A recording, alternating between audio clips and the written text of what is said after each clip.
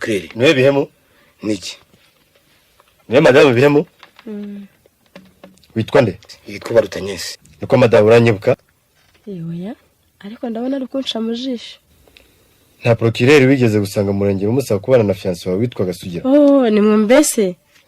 yega kubana narabibagiye ngo mukaba mukinyibuka ni mwebwe kwavuze ko uzakurikira bishe Sugira ukabamenya na nubu nta kanunu ntacyo namenya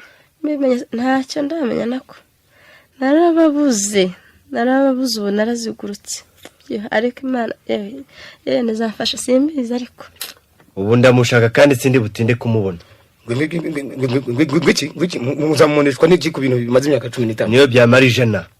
amaraso y'inzira karengana uratakanwa yasheshe ku buryo amahereza mutangaza niko madame karama witeguye kumfasha no guhora wicishe Sugira ibyo nabirahiri